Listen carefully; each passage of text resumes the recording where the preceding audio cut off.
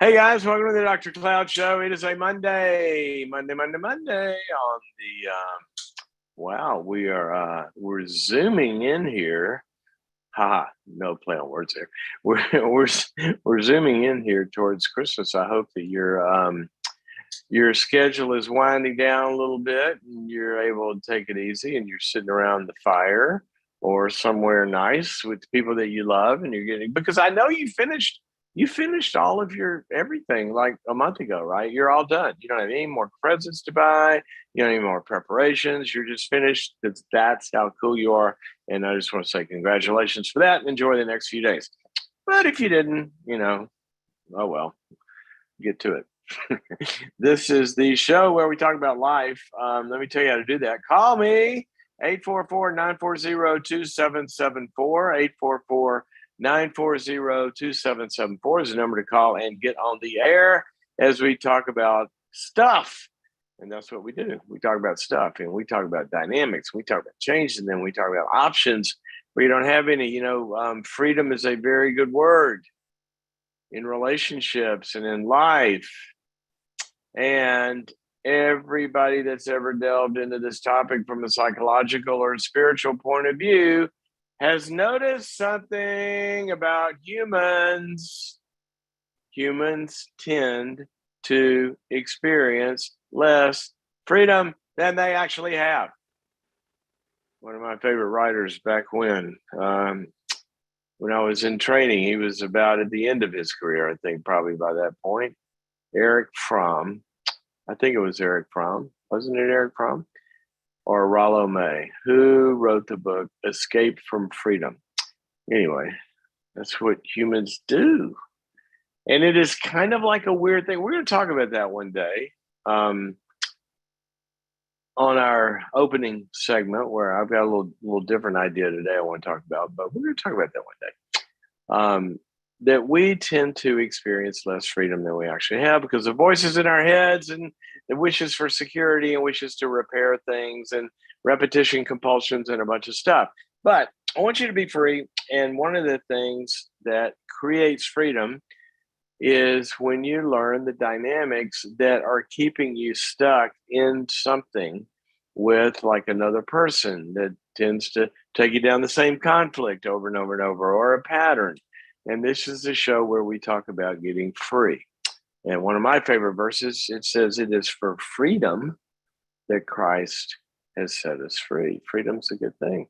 Can't love without being free. And if you feel manipulated and abused and just like taken control of by another person, then it's hard to love, isn't it? It really is. So anyway, let's talk about that among other things today. You can call me 844-940-2774 and we will do it. All right, before I get into the topic of the day, before we get into calls, and you can text in your, not text, you can post your questions too on Facebook or YouTube or Instagram, and they will send them to me.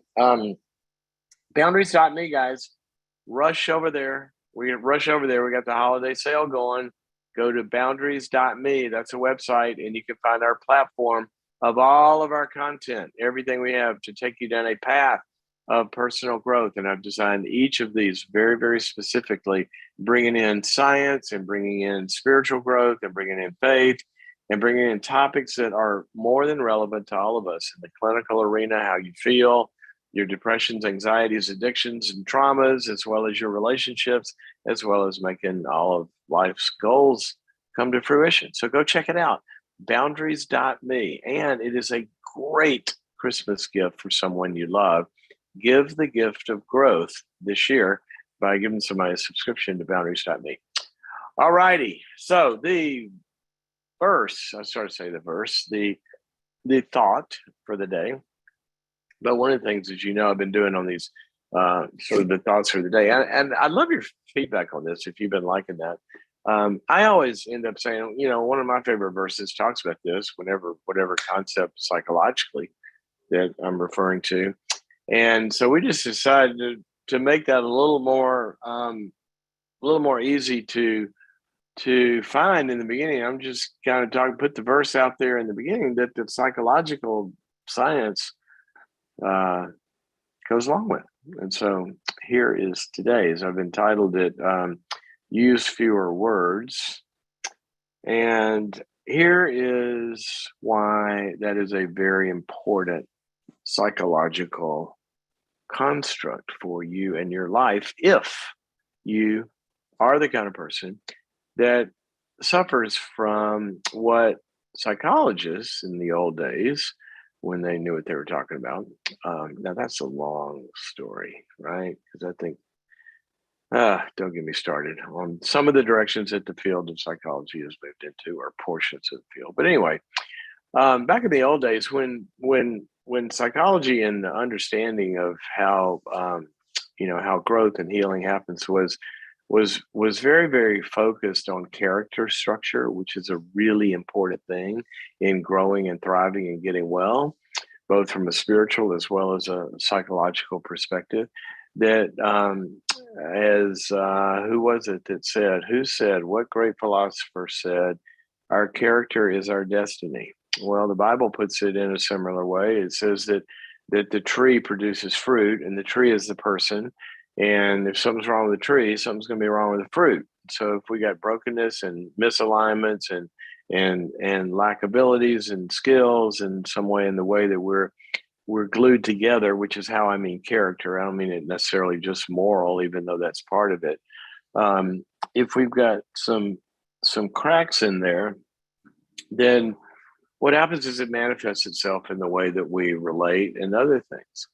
And one of those characterological ideas or constructs or concepts that psychoanalysts have talked about over the decades is something called an aggressive conflict. An aggressive conflict. And what I said was this applies to people that have some kind of an aggressive conflict. And for certain, most humans have some sort of an aggressive conflict. Now, I am going to get, and you guys again got to give me some feedback on this, because what we're talking about today is so deep, how deep you can go on this, and so important, and so I'm worried too theoretical that you're not going to like it, but I'm going to do it anyway. An aggressive conflict basically means that we lack what psychologists refer to as conflict-free aggression. Now, when I say the word aggression, many of you are going, well, I don't want to be aggressive, like an aggressive car salesman or something. That's not what I mean by aggression. And I'm talking about, like hurting somebody or anger or something like that. Aggression, in the way that I'm using it is energy to move something forward. And I think it's intricately tied with truth, because when we are speaking the truth, we're moving something down a path in a relationship or life, and we're defining things. And sometimes that is it divides things. Doesn't necessarily mean in a bad way, although it can feel bad to some people if they have conflicts. But if you and I are going to lunch, and I say, I'd like to go here, and you go, well, I don't like pasta. Well, I was suggesting an Italian place. Well, you spoke the truth, and that divided us, right? That's not a bad thing. It means that it defined us. Well, that's what our aggression does. As we're speaking the truth, it moves something forward. We're closer to a decision. And truth is intricately involved in our aggressive drives. For example, the ability to be assertive. That's why sometimes when people take it and take it and take it and take it, they finally explode in rage because their aggression has gone bad. It's turned into toxic rage. It's turned into attack. Or if they're passive, it turns into sarcasm.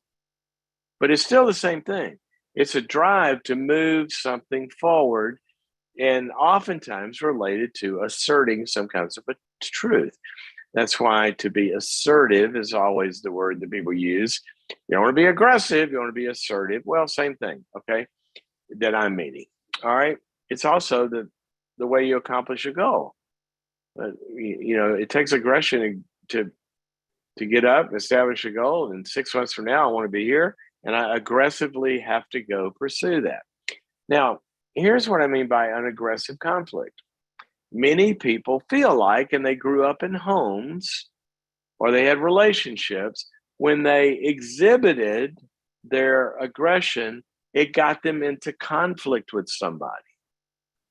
So when you say, no, I don't want that, somebody goes, oh, I thought you cared. Or when you say, no, I don't think I'm going to drop by for Christmas. We have some other things going on, but thank you for inviting me. Oh, I guess you don't care about family, do you? Oh, I guess we're not good enough. Or when you say no to somebody, maybe you even got attacked or abused. And maybe when you set a boundary with somebody, maybe they flew into a rage. Well, what happens is then the tool in your character that you would use to do that with, which is to speak the truth, that tool gets into conflict. Because now internally, every time I want to set a boundary, every time I want to say no, every time I want to speak a truth, I'm scared. So now I'm conflicted. Do I say it? I don't know. Maybe they'll get mad. Oh, or what if they don't like it? What if that makes them feel bad? Maybe it'll hurt them. So now I can't even function in my character, in my makeup, in my human capacities without conflict, and I'm no longer free. Big deal.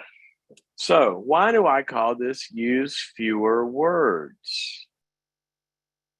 Because many times, and here's what I want you to go think about. Many times, have you ever heard the phrase, no is a complete sentence? Well, no is a complete sentence. But many times, instead of someone saying no, they got to give 46,000 reasons and justifications and excuses and all this, because inside they're really, really anxious. And instead of saying, no, thanks for the invite, but I really want to stay home that night, or I really want to, but thanks. Well, no, gosh, but but maybe, I don't know, maybe another time, or well, we got, we've had a lot of sickness recently, and the whole thing with the skin, and why don't you just say no? Okay. Or why don't you just say, you know what, I don't like it when you do this. It hurts my feelings, and could you not do that? Just say it. Say it nicely. Say it with empathy and love. But what does it look like when you use too many words? Maybe the classic, and I want you to go watch yourself. The word just. Now think about this. Well, I was just wondering, I was just kind of thinking and about, I don't know, I just was just say it. The word just, you hear a lot of times when somebody's feeling anxious and they're trying to minimize the impact of what they fear their aggression is going to do. Or, maybe if we, there's no maybe to it. It is actually what you're thinking. And it's actually what you want to say. There's no maybe, but we use maybe, don't we? And we kind of use it. And these minimizers, these extra words, and so we always want to show how the scripture talks about this. Jesus was very clear about this. Some people they might feel insecure about their position, or in an argument or in a discourse or something, and they start to add a bunch of stuff to it. And what did he say? He said, you don't need all these oaths. Don't swear by this or swear by that, or really trying to, use all this to get behind you, to make you stronger, to make your argument okay. No, he said, let your yes be yes and your no be no. And he said, anything more than that is from the evil one, or from evil, or something like that. You can look it up. Where is that? It's in Matthew. You know what? I'm going to give you this verse because it's a let your yes be yes and your no be no. It is Matthew 5:37, and I'm going to read it to you here. How about this? You're going to get a little church service here, guys, because I just love this. He says,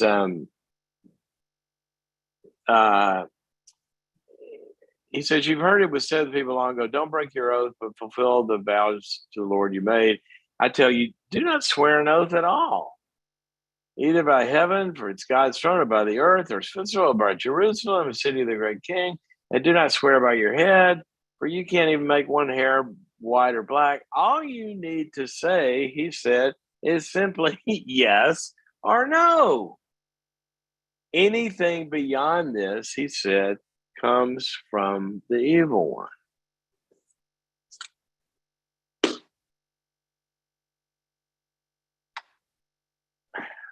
Think about it.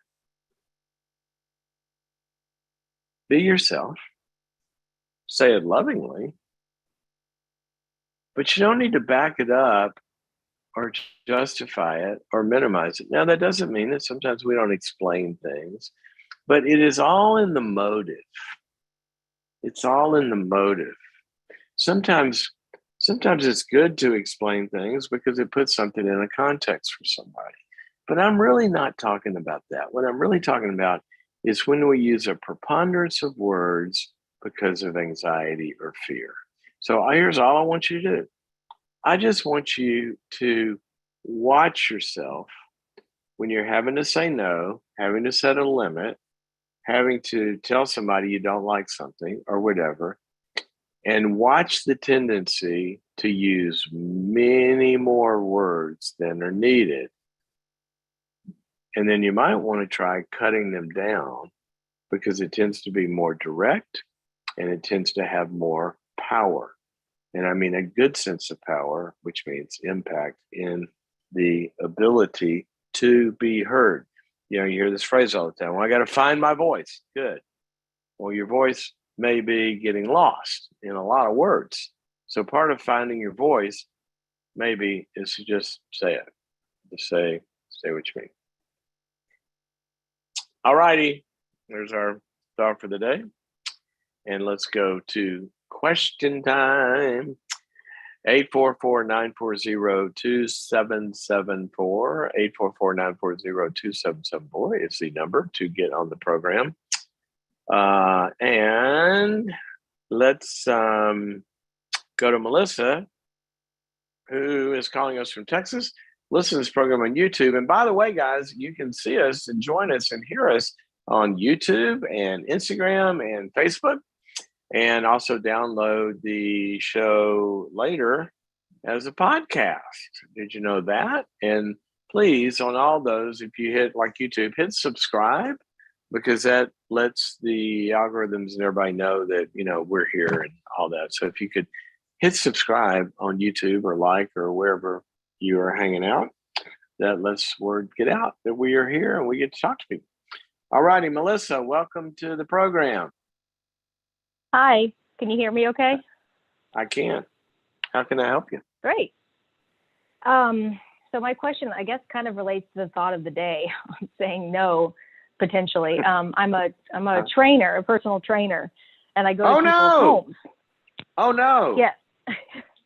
Did my wife call you? Did she have you show up today? No. I'm available though. Melissa, I'm available though if she was. Well, you know what? I have the greatest weight gain program. Do you need it? A lot of people have it. I think they got the memo. Well, mine really worked. So I've had 2 years. Now I'm finally through my second surgery, but I have 2 years of basically, I mean, I'm traveling. I've been in a wheelchair. And when I speak, I have to speak in a chair. For 2 years, I haven't been able to move because I had 3 surgeries. And you know what? You can put on some pounds if you can't move, because I can still do this. You know, I can move the fork up to the mouth. That's the one exercise that I do very well. And I have only gained about, I think it's about 25 pounds. So this program works if anybody wants to try it. But I got to get on. I got to get on a new one now that I've got about another month of physical therapy, and then I can begin to work on it. So I'm glad you called, and I hate you, but other than that, we're good. How's physical therapy going? Is it painful or is it all right? Oh gosh, have you ever worked with anybody right out of a total knee replacement? No, I haven't. Yeah. It's going all right. I mean, I have a great physical therapist. She got my other knee. You know what this means, up to about 130 degrees of flex. And hopefully I'll get that on the second one. But I'm telling you, every eighth of an inch you gain, we talk about on this program in your relationships and in life, for you to gain more freedom and gain more functionality and gain more reaching your goals, it is going to hurt. It's going to be painful, right? You know this as a trainer. Yeah. And boys, in physical therapy after knee replacement's tough. Anyway, you didn't call to talk about me. Tell me what's on your mind.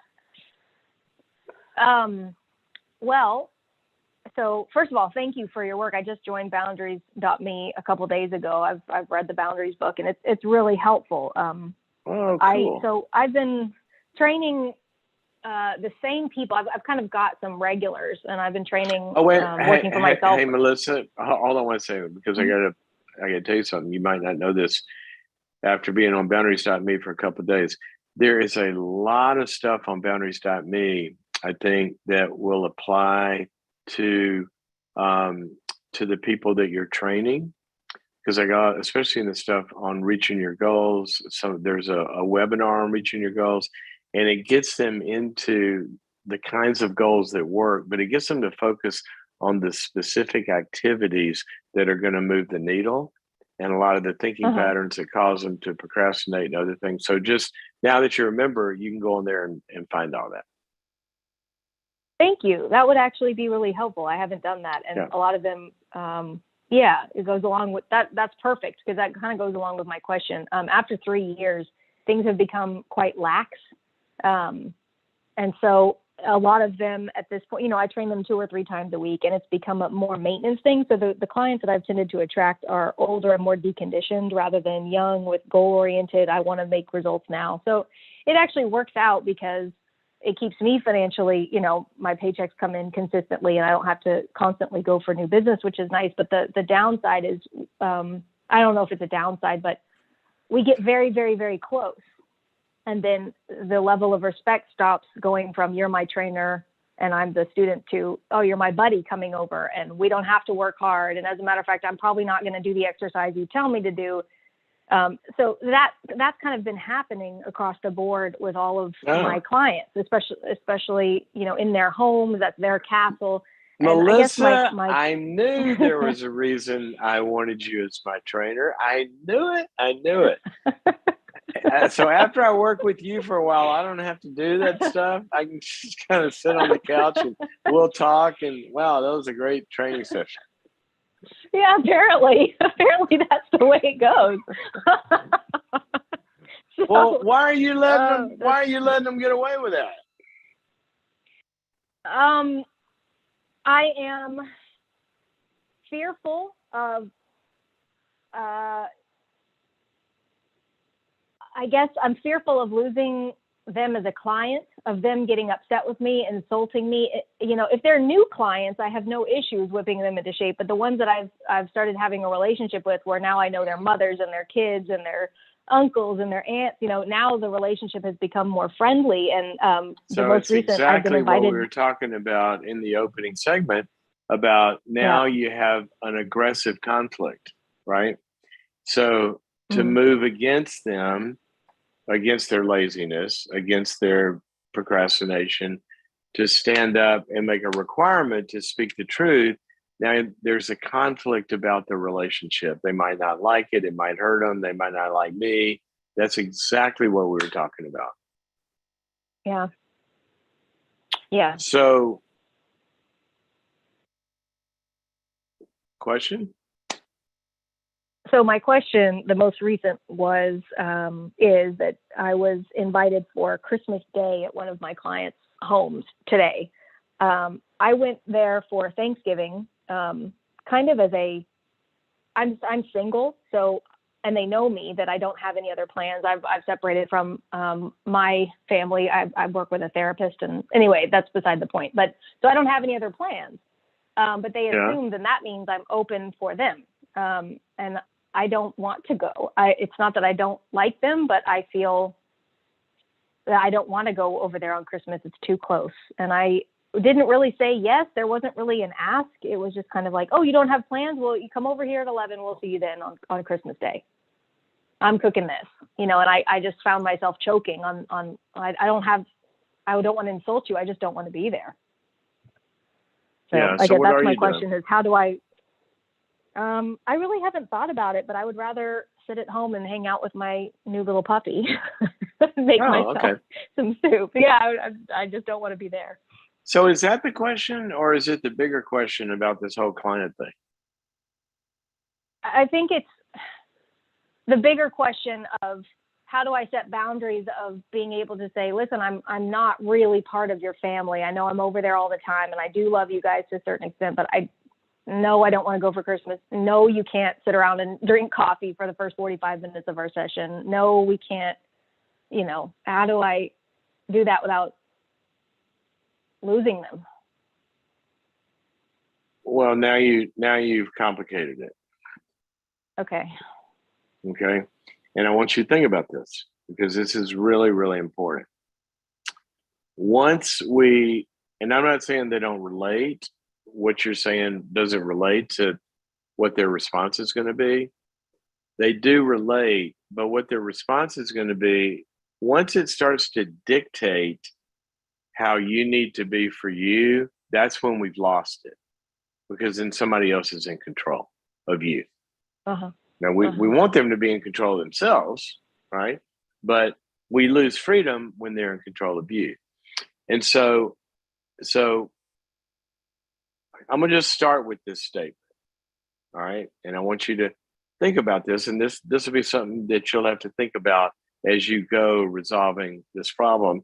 And I can tell you, it is it's a good thing to think about. It's something that I have to think about as a psychologist when I was in clinical practice, as well as now what I do mostly is what I do consulting and CEO coaching and things like this.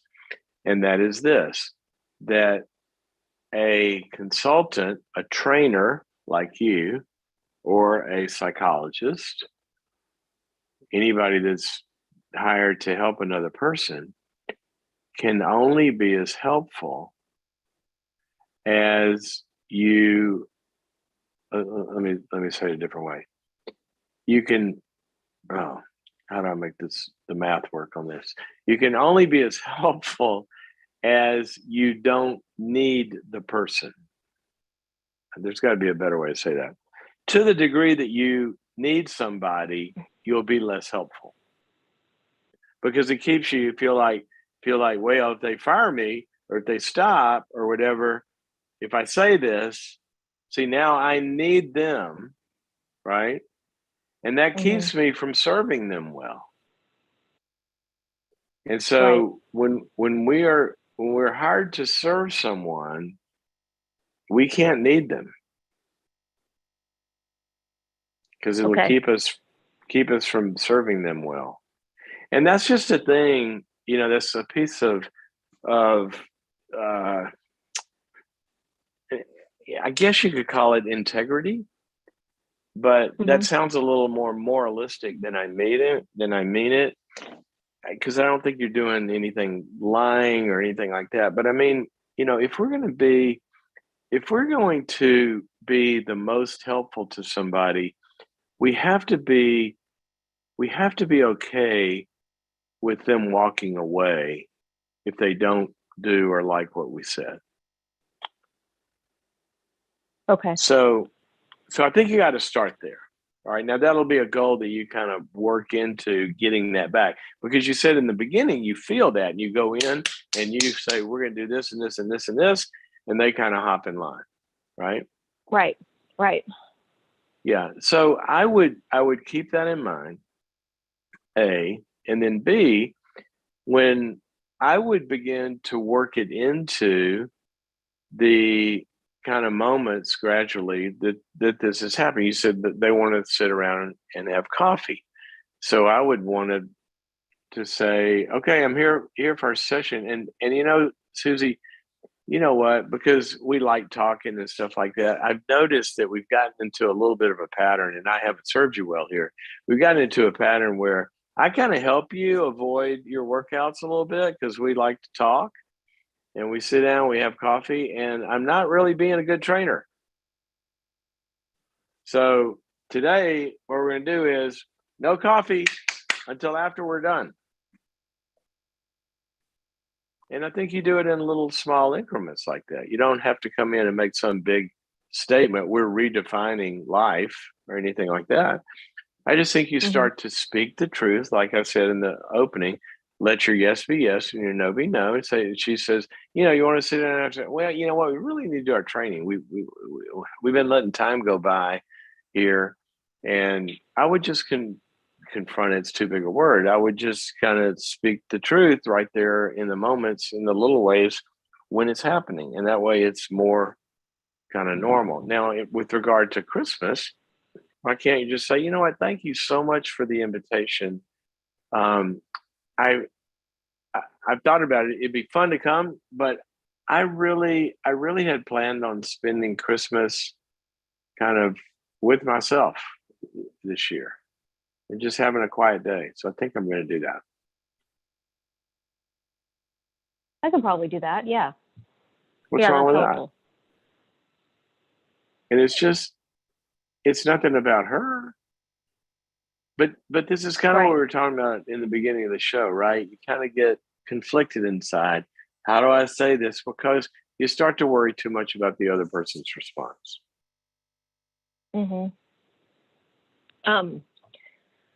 Yeah, that's super helpful. I can definitely do that for Christmas. One addition, instead of just sitting for coffee, what I've noticed is once I teach these people, so it's, as I mentioned, it's been a few years, the basics, they have started to be like, oh no, I'm not up for that today. We're just going to take a walk. So sometimes they will do something, but they won't let me dictate what we're doing.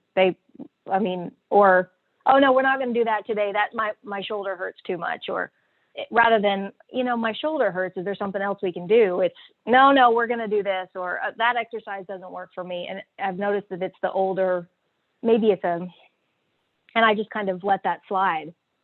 Is that kind of along the same lines of, well, what not about being this? able to, I think there's obviously, and that you're the professional, there's, and my PT tells me this, starts to do some exercise and it hurts too bad or whatever. She goes, and I'll say, oh, that's good. She says, is that too much?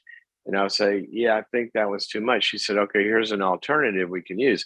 Now, if I said, but how about let's go get a cheeseburger? She said, no, that doesn't get the same result. Right. So here's what I want you to think about. I would have a formula of, you could say to her, oh, if that one's too painful, here's 3 or 4 options that we can do that'll help your shoulder.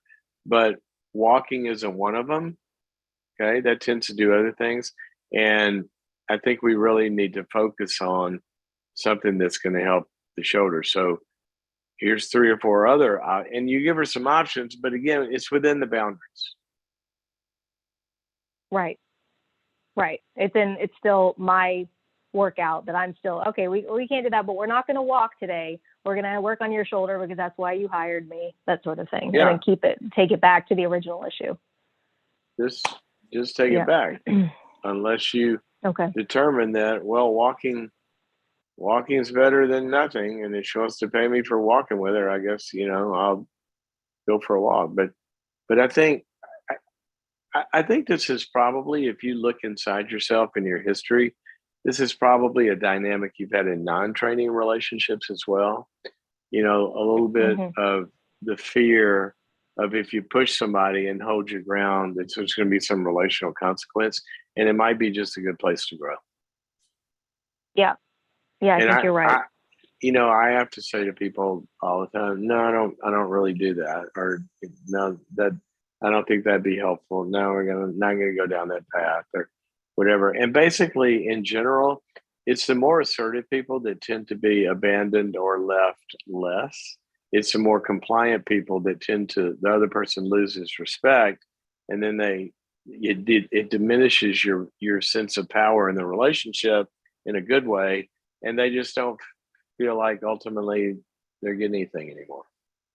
So I would Yeah. kind of keep that in mind. Okay. Hope that helps. Yeah. Thank you. Thank you. It does. Thank you. Okay. And call me and tell me how that goes. I want you to try those things, and I'd love to hear about it.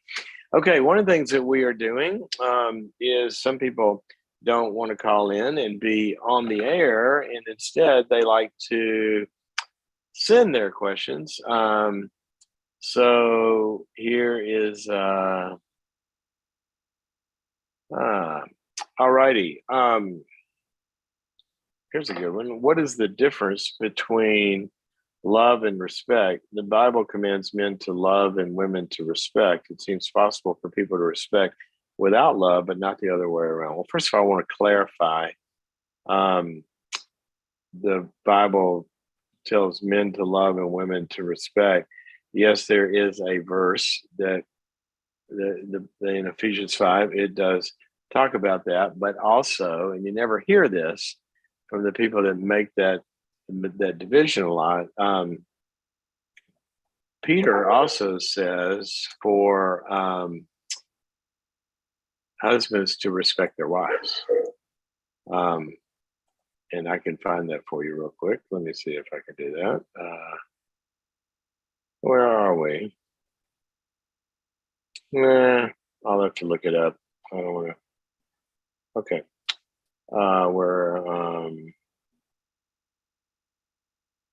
First Peter 3:7 says about treat your wives with respect.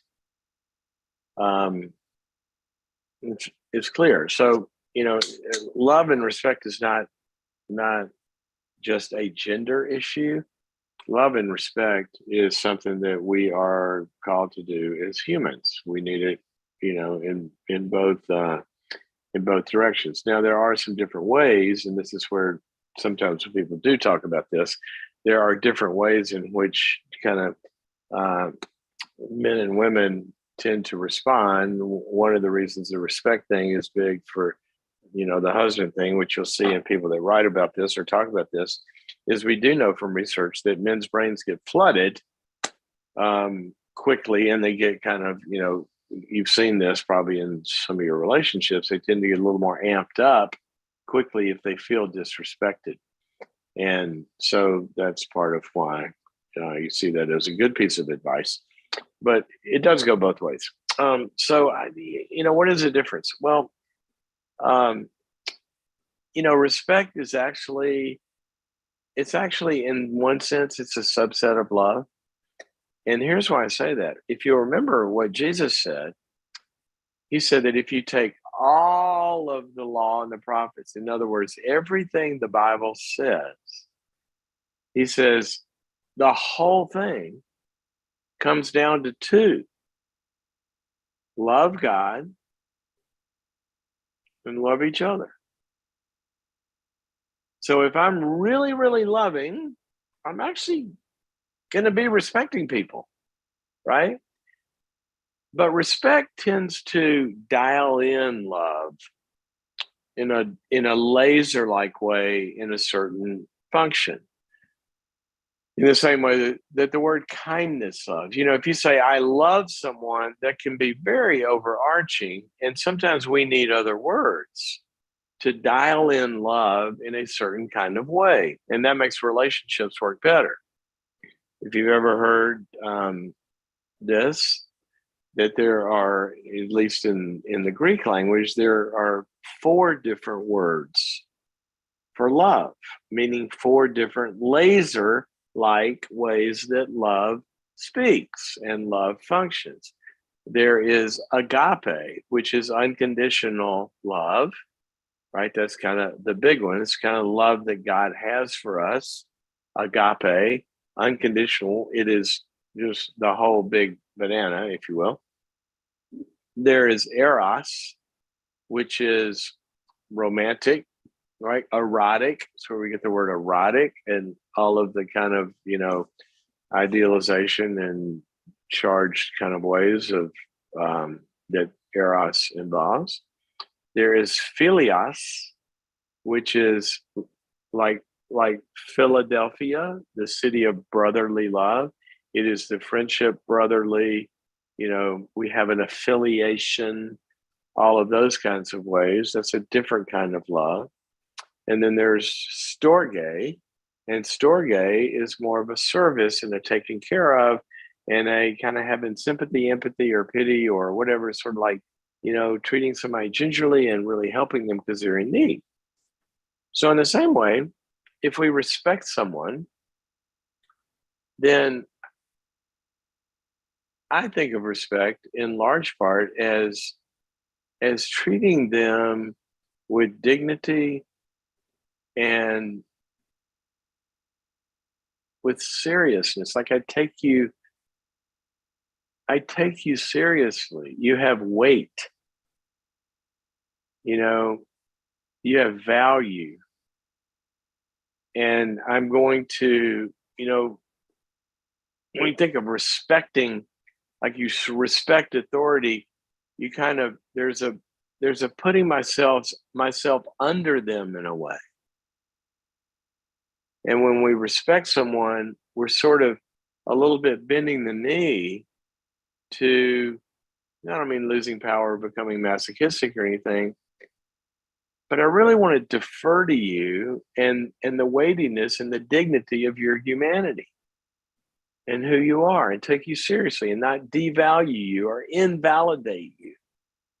To respect somebody's opinion, for example, is to take them seriously and to treat it like it has value, even if we disagree with it.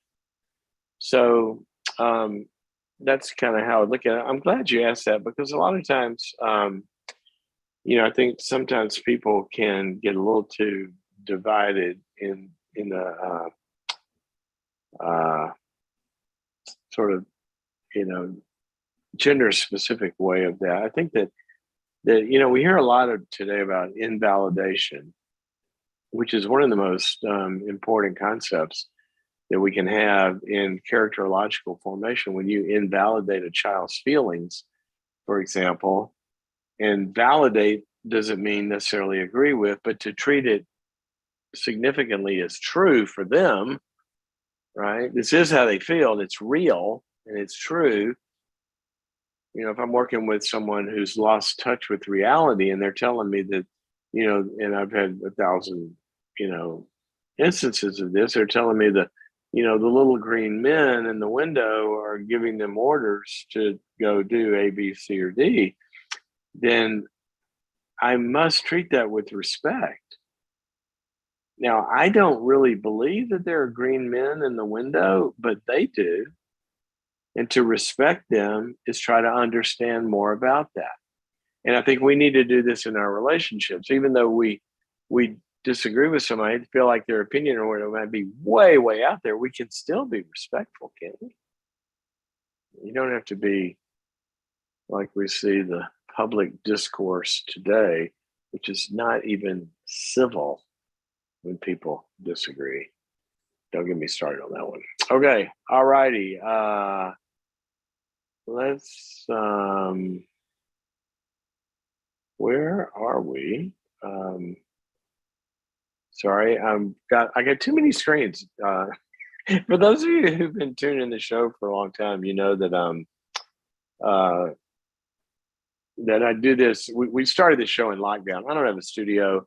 I do have a team. Greg and Albie and Jessica are out there, but they're all over the country. Albie is taking calls when you call in. He's up in one part of the country, and Greg's up in another part of the country, and Jessica's way across the other side of the country. And we're all together here.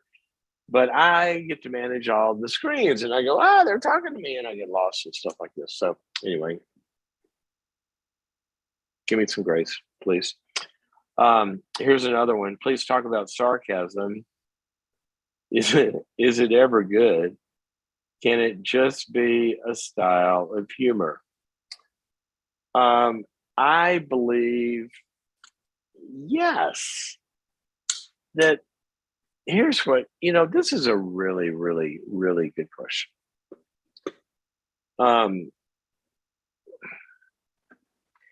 I believe that there are ways and styles and different relationships that we can have a lot of different ways of connecting. And sometimes we connect through humor, sometimes we connect through sarcasm, sometimes we connect through love and tenderness and vulnerability. And it's real, right?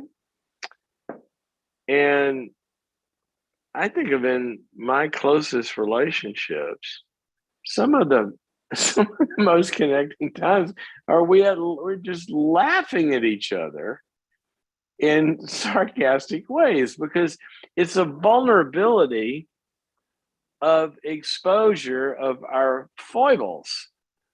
Like, I don't know, what would be an example? So I tend to be, I'll make one up here. I tend to be a little more on the kind of creative, big picture, not exactly, but sort of kind of right brainish side of life, conceptual in some other ways and all this. But I don't tend to be highly kind of like ordered and structured, and everything's got its place and all of that sort of person. If you know me, you know that. And it would be, let's say my wife and I are, we're getting ready to go out. I can't think of a time she said exactly this, but it would be an example. And we're getting ready to go out, and we were going to take something with us, and I had it, and we got to get in the car, but I had it earlier, and I go, she goes, "Where's the so-and-so, whatever it is? Where's the AirPods or whatever?" And I go, "I don't know. I had them." I could see her saying, "Oh, well, that's going to be easy to find." Meaning you lose everything. you're like, who is the pig pen on Charlie? Okay, I'm not that bad, all right, but I don't really tend to know where everything is all the time, and we would laugh about that, right? And I think in some of our closest relationships we can, but just like kindness can be used as a weapon, so can sarcasm. Because sarcasm, as I said, always has something to do with generally, it makes somebody vulnerable. We're talking about a failure. We're talking about not doing something well. We're talking about a weakness. We're talking about something that's usually imperfect. Now, I believe our imperfections can be some of the most loving, close times we have. But if somebody doesn't experience it that way, that's when it's no longer just humorous connection. So, one of my favorite verses is where Paul says, "To the pure, all things are pure." And that's a really good way to think about this. Am I really kidding when I say that to somebody? Really? Are we really kidding? Was there more in there than that? Or are you trying to say something else? This isn't just humor, is it? This is a dig. So you're going to know when you do it. But on the other side, and here's one of the problems with humans.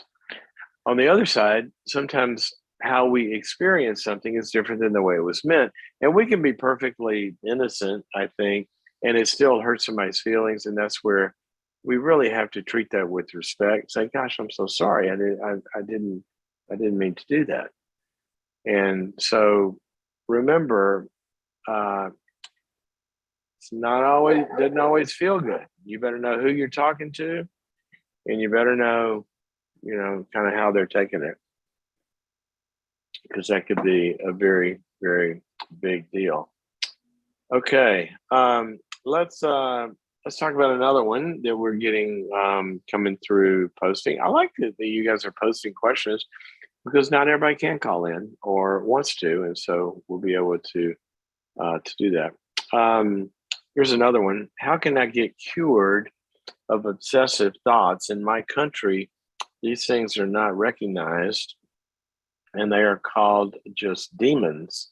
So no medications and no psychological help. What can I do? Very, very, very, very, very good question. Because if you look at things through both a sophisticated scientific lens, like a good psychologist or psychiatrist would do, and you look at things through a faith spiritual lens, then when something occurs in somebody, what you are trying to figure out is kind of, where is that coming from, right? What are we dealing with here? And the reality is, there are a lot of people that think, all sorts of any kind of thought you had, if it's a negative thought or something, oh, well, that must come from the devil. Remember, it's like, for those of you who are old enough, remember Flip Wilson, the devil made me do it. Remember that? And so basically the devil gets blamed for a lot of stuff that really can be coming from either our own makeup, who we are as people, or in terms of obsessive thoughts. And I want to focus on this. It is very possible for those to be coming from sometimes a biochemical imbalance. And I used to say to people sometimes when they would talk about this, you'd have sometimes people that are hallucinating, that are in a psychotic state, psychotic disorder, and they're hallucinating, and somebody was telling them, well, that's demons talking to them. Well, we get them in the hospital and give them, some good phenothiazines, and those voices go away. And I usually say, well, I don't think demons respond to medication, but a brain does. And so sometimes obsessive thoughts, and particularly if you're talking about obsessive compulsive kind of ruminations, where people get a thought and it keeps coming back over and over and over, and then they feel compelled to think about that thing. And then did that really happen? Is that going to happen? No, I don't think so. And they start to argue with it, and they're going through this loop, and then they resolve it, and then they go back to what they're doing, but then it pops up again. That tends to be an element of an anxiety disorder. And that means that at some level, the fear parts of the brains, the anxiety parts of the brain are being overstimulated. And this has turned into a way for them to kind of worry as a sense of control. And so I think that when you think about these obsessive thoughts, certainly you can pray about those. Certainly you can, if you think these are coming from the spiritual atmosphere, you can take a stance against those. But even if they're coming from your own brain, I think that here's an example. People sometimes have obsessive ruminations about God doesn't love them, or they're really, really not saved, or this, that, and the other. And any kind of obsessive thoughts, even if they're coming from your brain and not spiritual forces, can be combated with this is what cognitive therapy does. It combats it with having a disputing thought. And so one of the ways that you can deal with obsessive thoughts is every time it comes, if God doesn't love me, or I'm going to hell, or something like that, you can inside just quote that scripture that negates it, that disputes it. Jesus did this. And wherever they're coming from. And, when the devil tempted him and told him to do this, he would answer back with scripture. And I know sometimes, I did this the other day, I was worried about something, and I was kind of noticing that I'm kind of like, giving this a lot of headspace. And then I remembered, wait a minute, that's not what God says. He said, and there was some encouraging verse that I called to mind. And I said, I'm gonna believe that, because that's true. It doesn't matter about this other thing, because this is still gonna be true. If whatever obstacle we run into or whatever I was worried about, if that happens, God's still gonna be there, and He's gonna take me through it, and help us to fix it or whatever. He's not gonna abandon us. And so one of the ways to deal with obsessive thoughts is psychologically to combat them with the truth. The cognitive people would call that disputing, but spiritually to combat them with the truth of what we believe about what God says. So that's part of it. But the other thing is that sometimes this really can be helped by medicine. So if you're saying in your country, a lot of times the church doesn't believe in that, well, then I think you need to find somebody that does, and maybe find a way that you can see a good doctor to find out, are these thoughts, could they be biologically induced? Sometimes medications like SSRIs can really stop this obsessive compulsive thing to a great degree. And one more thing is, I'm going to tell you something, that some of the best work ever has been done in this whole area of obsessive thoughts by, there's been a number of people that dealt with this, but I love the little formula by a psychiatrist. I think his name is Jeffrey Schwartz.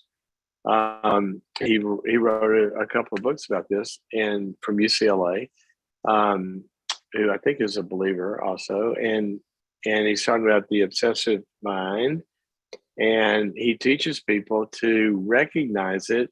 Oh, that's my OCD. Ignore it, and to get back involved in what they're doing. And what that does is it diminishes the connections of the neural pathways that keep reinforcing using that as a way to calm down the anxious mind. And so that would be another thing to look at. I would also suggest, I have an entire 2-hour seminar on this. If you go to boundaries.me and go to the store and look at the workshops, there is a 2-hour webinar on curing, resolving, dealing with, fixing anxiety.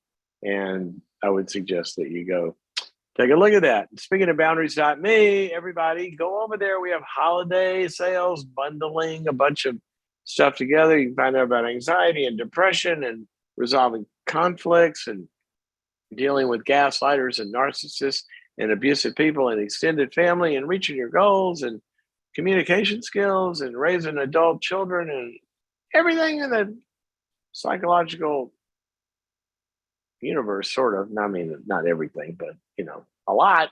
There's over 90 courses on there. So go check it out. Go to boundaries.me and take a look at that, and gift it to a friend as well. Let's take one more call. We got to go fast because I think we're out of time. But Christopher, looks like Christopher and Kristen are both calling from Indiana. They listen on YouTube. Hey, guys. Hi, sir. How you doing today? I am very well, thank you. How are you? Good. I got a question. Do I have two of you? Is there a Christopher and a Kristen? Yes. Yes, we listen to your show together most of the time. Oh, fun. Are you guys married? Yes, she's my wife. Kristen is my wife. How's that going, Kristen? Is he a good husband? Yes, he's a very good husband. Let's hear it for Christopher. I love it when we get good husband affirmations. I get a lot of calls about bad husbands, so I love it when we get the good ones. And how cool! Now, how cool is this? You guys watch the program together. Yes. Wow, that'd be a good thing for a lot of couples to do, right? Talk about the stuff you learn on there. About, Kristen can sit Christopher down and just tell him, okay, you need to listen to this, right? Yes, All right, yes. so tell me how I can help you. What's going on? Well, I would like to start first, like with something on my background. I come from Mexico, Yeah. and the cultures are different, like from one country to another. My question here is that first, I had a problem with my mom.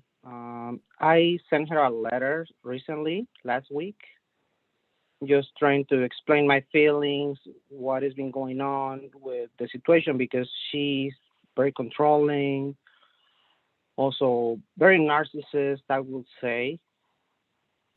What's she And trying to well, control? I mean, like me, the situation that I was on a car accident last year, and now that I'm on a You what? You what in the difficult last year? situation, I was on a car accident. Oh, a car accident. And Okay. Sorry. yes.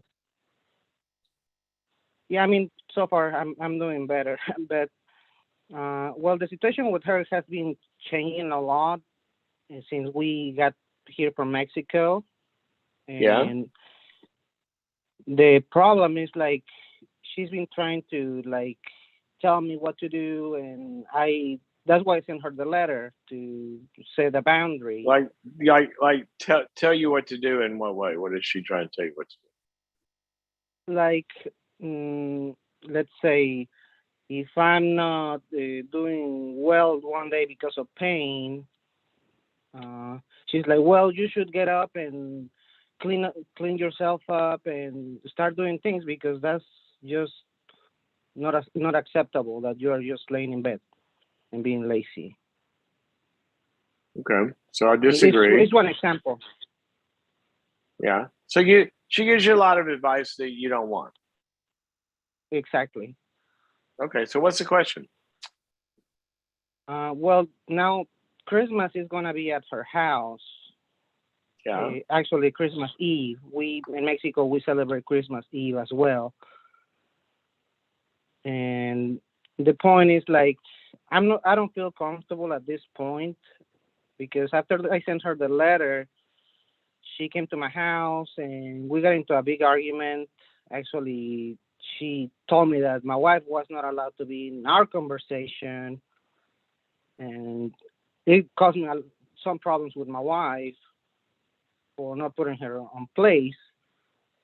And the other thing is like when we talk about the letter, that it was just like to express my feelings mostly. Yeah. Tell her, I mean, she doesn't spend any time with my son, and she just like blames it on me. Okay. So what's the question?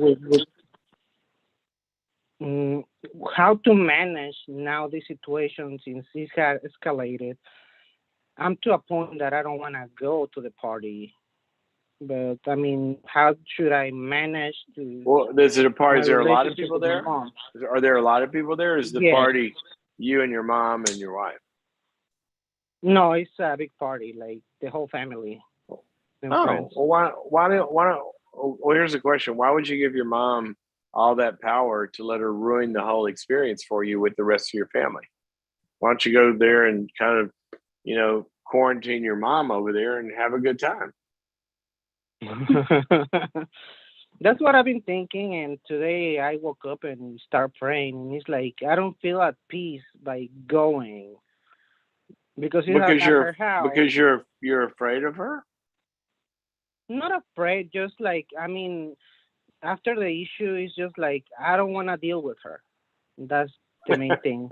I don't feel afraid Yeah. of her, just like I'm tired of dealing with her Right. because this has been going over and over and over for Right. So about 5 I'm years. just asking, I'm not suggesting anything. I'm just asking you a question.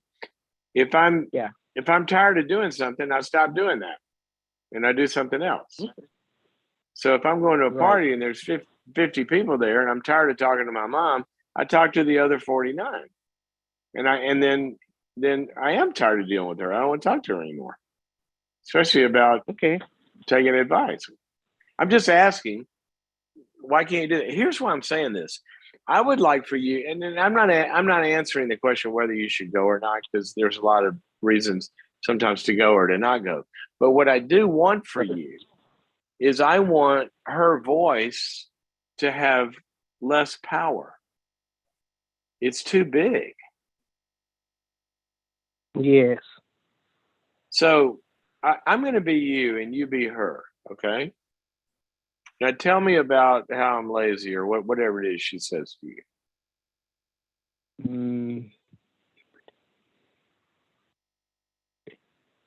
Well, I'm trying to think, like an example. Shouldn't be hard. She does. She does it a lot, right? We don't have to reach way back there, today, Christopher. Okay. She will be like, hey, how you doing today? I just called you to see how you're doing. Yeah, I'm not doing so good. I've been in bed. I've had a lot of pain from my car accident. Okay, well, you should get up. That's what you need to do. You need to get up and stop being a lazy person. Yeah, well, thanks. Hey, Mom. Thanks for the advice, but it hurts too bad. I'm not getting up, so that's not an option for me. How are you doing? I don't know. It's just crazy that you keep acting like this, and I mean, I should be also. You should give me more permission to see my grandson.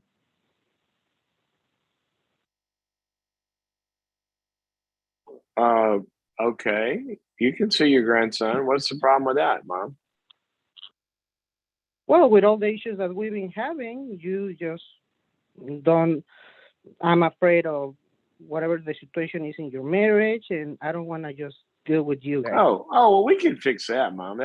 That's easy. Look, you want to spend time with your grandson, then let's set up a time and we can all sit in the living room and we can play. We won't talk about anything about our marriage. We won't talk about anything about my wife. We won't talk about anything about, my illness. I just want you to have time with your grandson. Let's do that, and that'll be how the visit goes. We'll have a great time. And we won't talk about any of this other stuff. Okay. All right, great. When do you want to come? See, what I did, Christopher, is I'm not going to go down the road of her setting the agenda, and just by even agreeing with her talking about it, we're buying into 8,000 assumptions that aren't true. So whether or not you go over there, whether or not it's a good idea to even have time with her, I don't know enough to answer that. But I do know that I want you to get to a place where you realize you have choices. And you can say to her, you know what, Mom, I'm dealing with my illness and my recovery, and I don't really want to talk about that anymore. So let's talk about other things. And you can set the limit on that. And so I want you to get to a place where you and your wife are in control of your life and what you'll agree to do and not agree to do, and not your mom. And then once you're there, then you can make agreements or disagreements or whatever you want to, depending on what's wise. Now, in relation to the party, for example, I would, one of the things I wanted you to look at was, can I go there and say, you know what, Mom, this isn't the time really to get into all this stuff.